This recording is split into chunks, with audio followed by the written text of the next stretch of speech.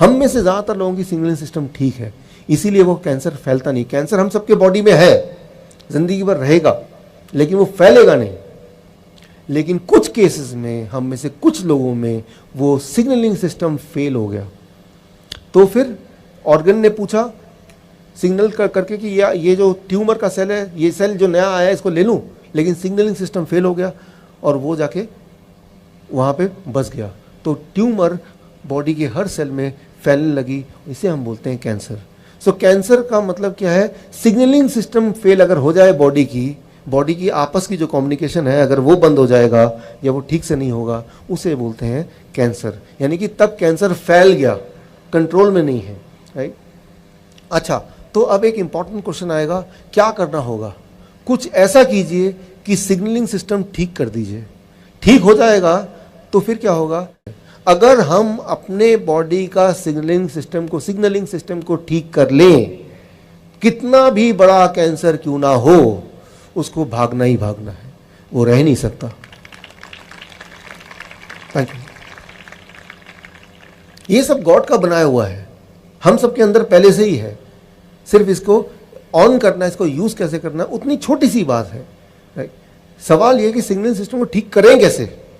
उसके लिए एक सवाल आता है, सिग्नलिंग सिस्टम गड़बड़ हुआ कैसे, खराब कैसे हो गया? बहुत सारे कारण हैं उसमें, लेकिन एक कारण मैं बताना चाहता हूँ।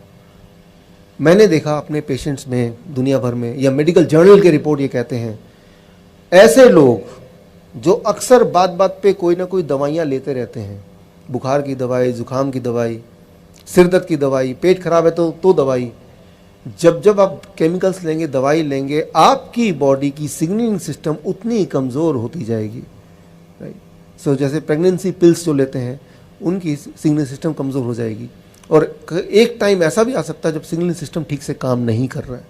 तो ये तो हुआ कारण कि अगर आपके बॉडी में किसी भी तरह से केमिकल जाता है तो सिग्नलिंग सिस्टम खराब होगा ही होगा। उसके लिए एक छोटी सी बात मैं आपको बताता हूँ। जब आप किसी भी तरह का डायग्नोसिस कराते हैं, जिसमें रेज, एक्सरे है, सीटी स्कैन है, एमआरआई है, ये सारी चीज़ें एक काम करती है, आपके बॉडी का सिग्नलिंग सिस्टम को खराब कर देती है। ये हर एक को पता है, कोई भी मेडिकल की फील्ड में कोई भी होगा ना, उससे पूछेंगे तो बोलेगा हाँ ये तो बड़ी नॉर्मल बात है। अगर आप 2 बार से ज़्यादा एमआरआई कराएंगे, एक्सरे कराएंगे, सीटी स्कैन कराएंगे, तो वो आपके बॉडी का सिग्नलिंग सिस्टम खराब कर देगा। इसीलिए हमेशा मैं अपने पेशेंट्स को बोलता हूँ, आप डायग्नोसिस के चक्कर में मत पड़िए। आप डायग्नोसिस करने जाएंगे, सिग्नलिंग सिस्टम खराब हो जाएगा तो एक और बीमारी घर लेके आएंगे, और ये अक्सर देखा गया है।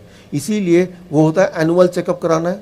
यूं ही साल में एक बार तो सारा चेकअप होना ही चाहिए।